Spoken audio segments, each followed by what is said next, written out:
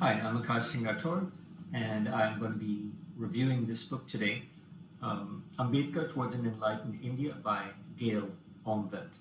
This is a very short biography. It's only about 160 pages or so that's less than probably between 30 and 40,000 words. But that's actually one of the great things about it. It's very concise, and you can read it, in one day if you settle down to do so.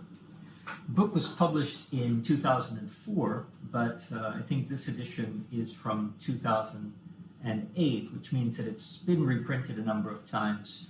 And I think that's partly because the book is very good and worth reprints, but mostly because there are so few biographies of Dr. Ambedkar in English, and this is probably the only one from a trade publisher, Penguin. There's, of course, Arun Chaudhry's book about Ambedkar, but I wouldn't really call that a biography. That is Worshipping False Gods, published by HarperCollins, another major trade publisher. I'll review that within a few weeks from now. So Gail Omvedt, anyone who knows Ambedkar studies, so the research and writing about Dr. Ambedkar, knows the name Gail Omvedt. She's an American by birth and became a citizen of India sometime in the 1970s, well after her PhD, which she had done in sociology at Berkeley, also related to the non-Brahmin movement.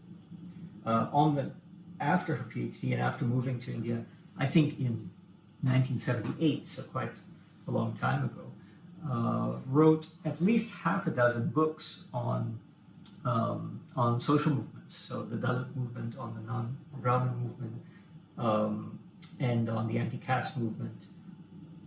And in addition, has translated a number of works, writings from Marathi into English. So she really knows the field, and she's one of the greatest minds in the academic study of Dr. Ambedkar. So this book is in some way a culmination. It's one of her latest writings. I think she only wrote or published one book after this.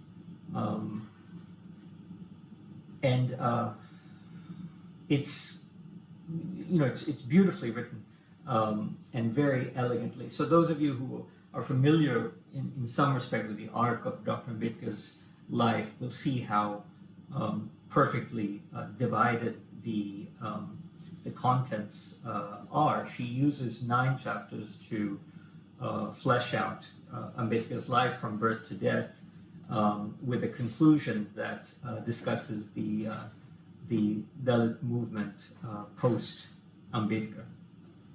So the first chapter is basically on education. So that means it covers from the year of his birth, 1891, to the very early 1920s, by the time he's completed his education abroad and comes back to Bombay. Chapter 2 then sort of picks up in the late 1920s when Dr. Ambedkar begins the human rights and civil rights struggles in the late 1920s, including, of course, Mahad.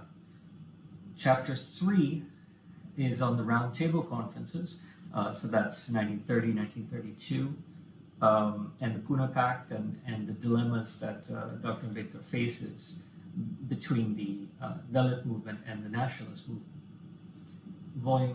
Chapter 4 is the declaration at Yola that Ambedkar declares, "I will not die a Hindu." So that's in 1935. So this chapter focuses right on the mid-30s.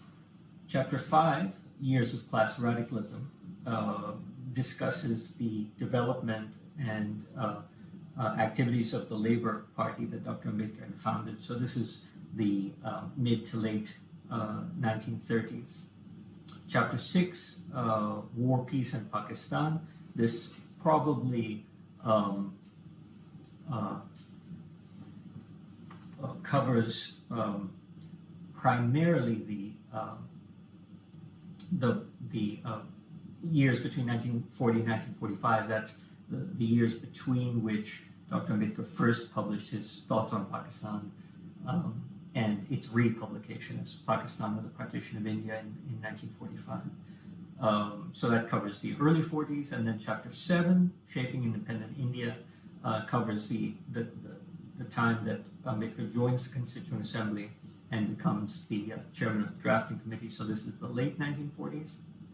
Chapter 8, the post-independence years, then obviously covers after 1948 and right up into the early 1950s. Then chapter 9, the last chapter, is called the final years. So this will be more or less after Dr. Ambedkar resigns from the cabinet in 51 and develops his interest in Buddhism much more strongly. So the final years is, of course, the 1950s till 56 when Dr. Ambedkar died. And as I mentioned, there's a conclusion on the titled Dr. Ambedkar and the Freedom Struggle of Dalits, where Omvedt discusses some field research in relationship to Professor Thorat, the great economist and former UGC chairman, and Vasant Moon, who is, of course, the general editor of the collected writings, BAWS, Baba Saheb Ambedkar Writings and Speeches. So some sort of discussions with related to Thorat and Moon there in the conclusion. So you can see that this book, I mean, all of that is covered in these 160 pages, and it's covered very, very well. The prose it flows very, very beautifully. It's excellently and elegantly written, and among the other strengths of it, in addition to this concision, is the source material. So there's a great deal of citation from the Janta, one of the early newspapers of Dr. Ambedkar, wherein a lot of important ideas were first tried out by Ambedkar prior to elaborating on them in other speeches and even books. So it's nice to have so many citations from Janta. I think one of the best things about it, probably its greatest strength, is the way that it relies primarily on the Kharmode multi-volume biography of Dr. Ambedkar in Marathi, rather than the Kir biography of Ambedkar. Now, Kir's biography, which I will also review, is considered the most standard biography, and it even sort of falsely claims on the cover that it was the only biography of Dr. Ambedkar that was read and authorized by Dr. Ambedkar himself. That's not exactly true. In addition to that sort of misinformation on the front cover, is the very bizarre endorsement on the back cover by Savarkar. And Kir was, of course,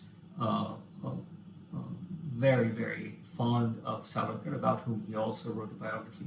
And in the process of writing Ambedkar's biography, he took some liberties to develop a relationship between Ambedkar and Savarkar that was probably not historically accurate.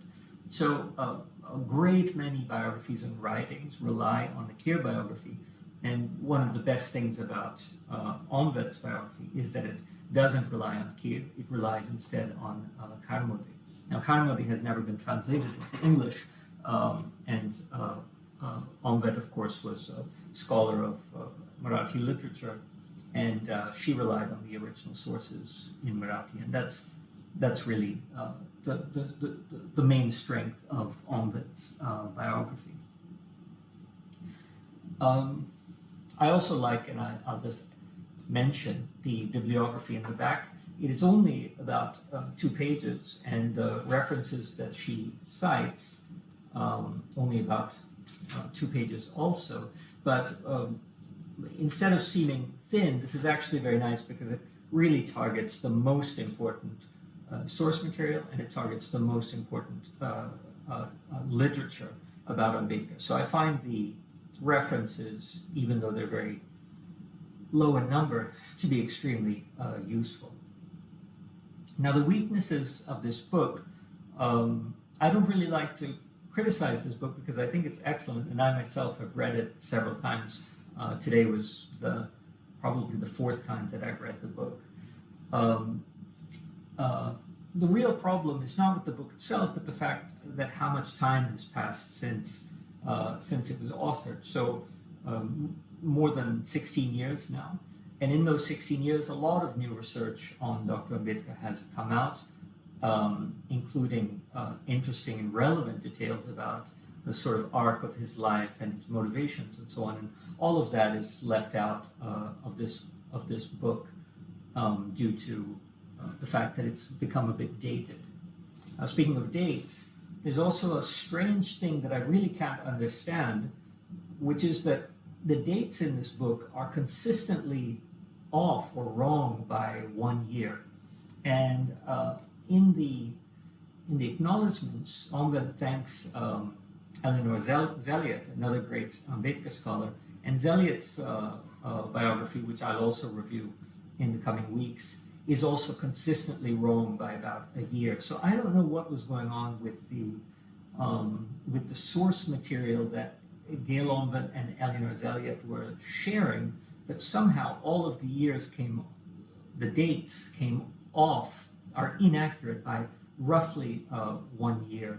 And I find that quite disturbing because you don't want to read a biography that gives you all of the wrong dates. Another shortcoming of this biography is that this is a bit hard to explain, but Dr. Ambedkar's personality doesn't really come out in this biography. Even though the prose is excellent and lively, there's not real human flesh and blood life to Dr. Ambedkar.